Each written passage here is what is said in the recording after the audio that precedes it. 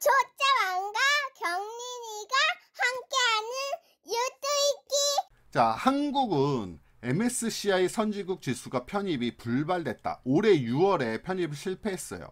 근데 이제 뭐라고 나왔냐면 선진국 지수 편입을 위한 관찰 대상국 지위 회복을 못해. 이게 무슨 말이야?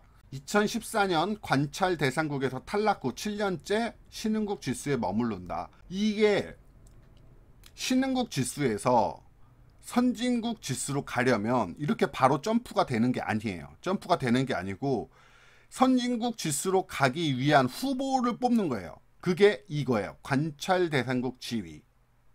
그래서 관찰 대상국에 오르더라도 2024년 이후에나 가능하다. 이게 무슨 얘기냐면 관찰 대상국 지정 이후 여기가 선진국으로 들어가기 위한 후보들을 뽑는데 이게 관찰 대상국 지위야.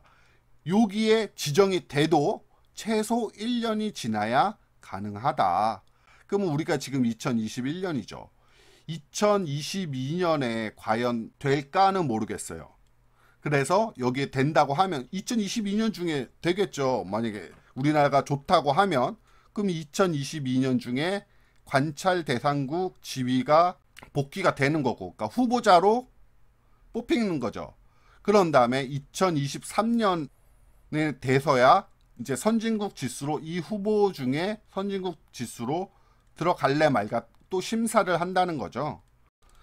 고로 우리나라는 2023년이 지난 2024년 이후에나 가능하다. 그런데 여기에 편입 시에 편입이 된다 하면 최대 62조 원 규모의 해외 자금이 순유입될 것으로 분석이 되고 있다. 역시 유동성 자금이죠. 유동성 자금. 이 돈이 수많은 돈이 우리나라 코스피, 코스닥으로 들어올 수 있다. 아무튼 미국은 쭉 3배나 오르고 우리나라는 50% 오른 이유가 여기 있었네. 그러면 MSCI 선진국 지수를 포함만 되면 되겠네. 그러면 62조에 들어오겠네. 이렇게 이해할 수 있겠죠. 근데 우리는 경제를 공부하는 사람들이잖아요. 그러면 여기에 왜 편입이 불발됐는지 배경을 한번 보자고요.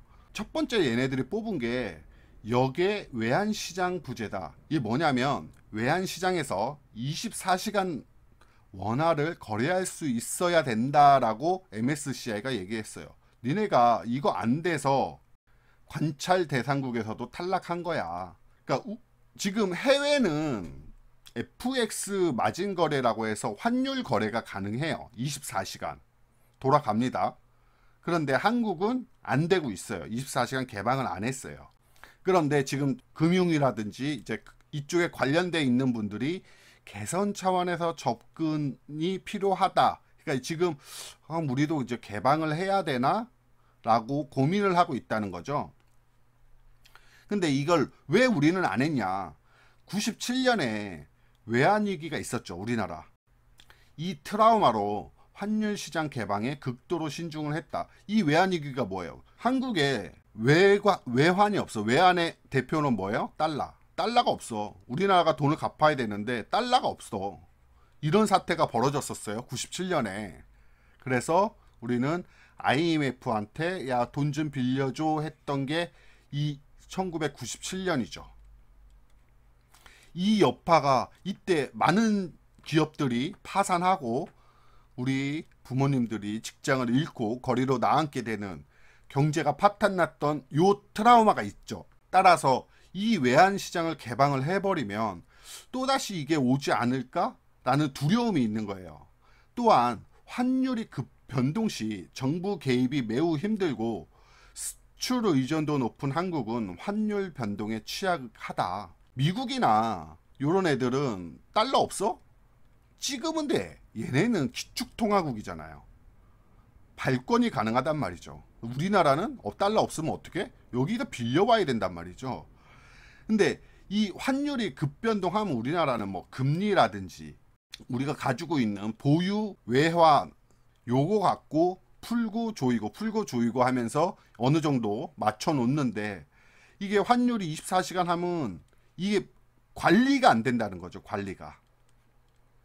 그래서 다시 IMF로 갈 수 있는 이런 두려움의 트라우마가 있기 때문에 우리나라는 아직 개방을 하지 않고 있고요. 또한 MSCI가 얘기하는 게 영문 공시자료 부족. 근데 저는 이게 참 웃긴 게, 그러면은 니들은 한국어로 이런 자료들을 주냐? 니네들은?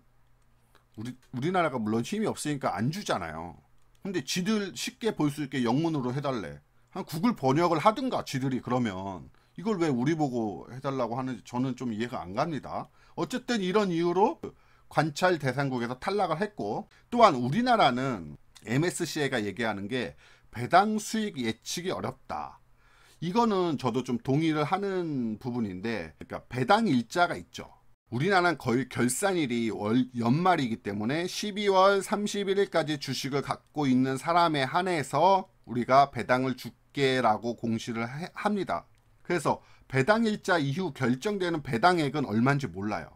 그래서 일단 이렇게 해서 너네 12월 31일까지만 갖고 있어. 배당을 줄게. 얼마 줄지는 그 다음에 공시를 내줄게. 그래서 12월 31일 이후에 갖고 있어야 1월이나 2월에, 보통 이제 3월에 주주총회를 많이 하거든요. 3월에 주주총회를 해서 이때 배당금을 공시를 합니다. 외국에는 그렇게 안 하나 봐요. 그러니까 12월 31일까지 갖고 있으면 우리가 주당 뭐 50원을 줄게 이렇게 공시를 하나 보죠. 근데 우리나라는 이 금액은 바로 얘기하지 않고 3월에 주주총회 때 얘기를 하는, 그러다 보니까 MSCI 얘네 입장에서는 너네 기업에 투자를 해서 우리가 얼마나 배당 수익을 받을지 모르겠어. 그래서 투자를 안 할 것 같아. 그래서 관찰 대상국에서 탈락. 또 하나, 증시 데이터 사용 제한. 이런 각종 실시간 데이터를 우리가 주게 되면 얘네들은, MSCI가 결국은 얘네 금융회사 아니에요. 얘네들 어쨌든 상품 팔아먹는 회사잖아요. 금융상품을. 그래서 우리가 실시간 데이터를 주게 되면 얘네들이 요거를 분석을 해서 상품을 만들어서 판매를 할 수 있고, 그럼 얘네 이익이 높아지잖아요. 그런데 우리가 이런 실시간 데이터를 안 줘. 그럼 얘네 상품을 만들지 못해. 그러면 이익도 없어져.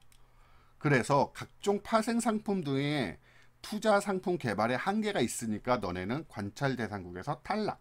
이렇게 얘기를 해요. 결론은 니네들이 이익이 없으니까 우리를 관찰 대상국에서 탈락시킨 거 아니냐. 실시간 데이터 안 준다고 너네 상품을 못 만들어서 돈을 못 번다고. 이거는 보복 아니냐. 선진국 지수 편입하고는 무관하지 않냐. 이런 실시간 데이터는. 이렇게 얘기를 하고 있는 부분이고요.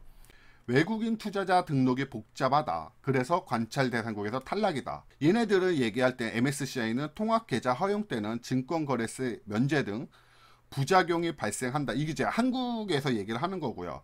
하나의 아이디로 인해서 외국인이 등록을 하면 여기서 이제 얘네들은 주식도 할 것이고, 그렇죠? 뭐 파생 상품도 할 것이고, 뭐 선물도 할 것이고, 외환도 할 것인데, 여기에 전부 이제 세금이란 게 붙잖아요. 얘네랑 주식이든 파생 상품이든 이것도 수수료도 다르고 세금도 다른데, 이거를 아이디 하나로 통합을 해버리면 얘네가 얼마 벌었는지 이 금액에 대한 세금만 내면 된다는 거죠. 근데 이거를 세분화해서 주식에서 5%, 뭐 파생에서 10%, 선물에서 뭐 15%, 외환에서 20%, 예를 든 거예요. 이렇게 세금을 걷는 게 정당한데 외국인들은 이게 싫다 이거죠. 이렇게 그냥 통틀어서 너네 세금 얼마야? 뭐 8%야? 7%야? 이것만 줄게. 이렇게 요거 갖고 싸우는 거예요. 그 다음에 최근에 공매도 규제를 풀었죠. 이런 부분 때문에 너네는 관찰 대상국에서 탈락을 시켰다라고 MSCI가 얘기를 하는 부분인 거죠. 그러면 우리나라는 계속 이래서 MSCI의 선진국 지수 편입에 그럼 우리도 안 해 라고 하면 어떻게 돼요? 주식이 50%만 오른다. 이렇게 되는 거죠. 다른 나라 뭐 3배, 4배 주식 갈 때 우리나라는 요거밖에 못 오른다. 이것도 우리나라 개미의 유동성, 요게 있었기 때문에 요만큼이라도 올라왔지, 아니었으면 이만큼도 못 갔다고 저는 생각을 합니다. 그러면 어쨌든 여기 들어가야 돼요. MSCI 선진국 지수에 들어와야 이런 62조 원의 해외 자금이 들어와서 유동성으로 인해서 우리나라 지수가 올라갈 수 있다. 여러분들이 원하시는 코스피 지수 4천, 5천 이렇게 갈 수 있다. 이렇게 이해하시면 되겠습니다. 구독, 좋아요 꼭 눌러주세요. 시청